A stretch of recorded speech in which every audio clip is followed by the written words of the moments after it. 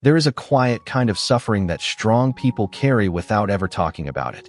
It's the kind that doesn't show on the face, but slowly takes over the mind. You wake up, and before the day even begins, someone already occupies your inner space. You go through your routine, but part of you is somewhere else. Thinking, replaying, waiting.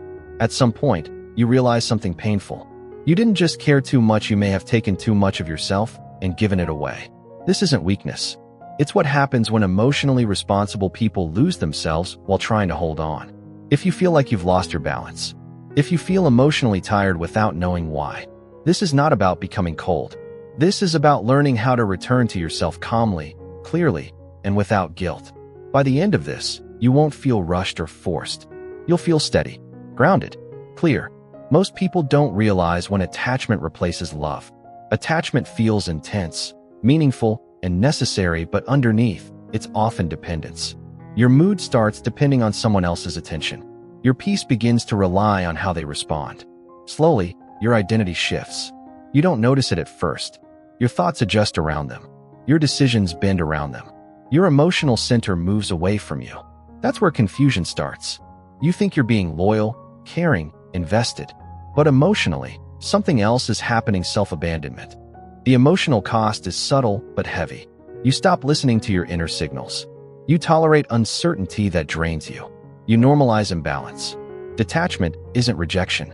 It's the return of ownership over your inner life. And to understand how to detach without breaking yourself, we need to look at perception, not people.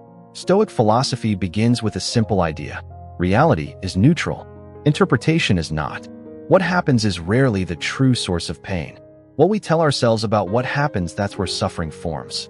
A message unanswered, a change in tone, distance. These are events. They carry no meaning on their own. Meaning is something we add. We assume. We predict. We fear. Stoicism teaches control where it actually exists. Not over others, but over interpretation. The moment you see that emotional pain lives in interpretation, not reality, something shifts. You regain agency. Detachment doesn't remove feeling. It removes distortion. And clarity begins where emotional responsibility returns to its rightful place with you. Attachment is held in place by patterns most people never question. The first anchor is expectation. You expect consistency, reassurance, emotional confirmation. When expectation isn't met, the mind panics. The second anchor is illusion. You don't see the present, you see a version of the future you imagined. That imagined future keeps emotional attachment alive. The third anchor is habit. Your mind has learned to return to the same emotional pathway. The same thoughts, the same checking, the same hope. These patterns don't mean you're weak. They mean your mind learned repetition. Awareness loosens these anchors. Not force, not resistance. Once you see the structure, you stop blaming yourself and start disengaging with clarity. Stoics believe clarity begins with truth, and truth often arrives through writing. When you write, you slow the mind down. You expose emotional exaggeration. You confront discomfort instead of avoiding it. Writing reveals honesty. Not what you wish were true, but what is. Discomfort is not an enemy here. It's the doorway. When you allow clarity to replace fantasy, dignity returns.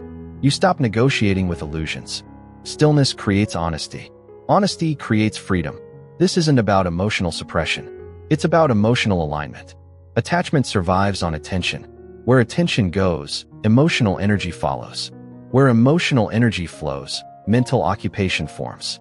Your inner space becomes crowded not by reality, but by repetition. Stoic discipline isn't harsh. It's selective. You don't fight thoughts. You stop feeding them. Focus is not force. It's direction. Each moment you withdraw attention, inner space expands.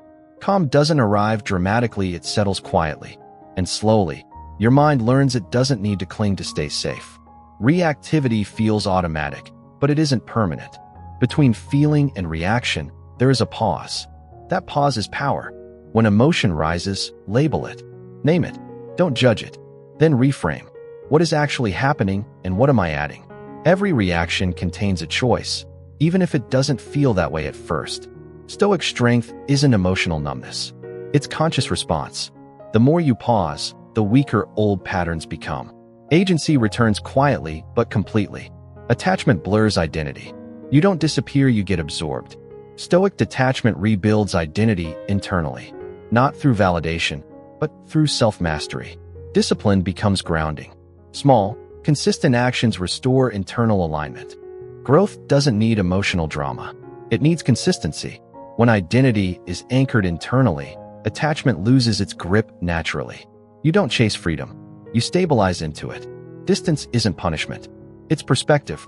Boundaries aren't walls, they're clarity. When emotional space is protected, peace becomes possible. Self-respect stops negotiating. Stoicism teaches sovereignty, calm authority over the inner world. You don't need explanations to honor your boundaries. Clarity doesn't require permission. Dignity grows where emotional honesty lives. At some point, something shifts. Not loudly, not dramatically. You realize freedom doesn't come from being chosen, it comes from returning to self. Clarity replaces urgency. Peace replaces waiting.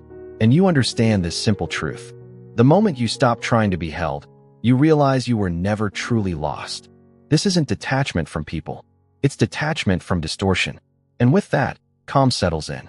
Detachment isn't a single decision. It's a practice. One step, one moment of awareness, one act of consistency. The journey isn't rushed. Dignity isn't forced. Keep returning to yourself quietly, patiently. That's how emotional stability is built. That's how peace stays. And that's where your power has always been.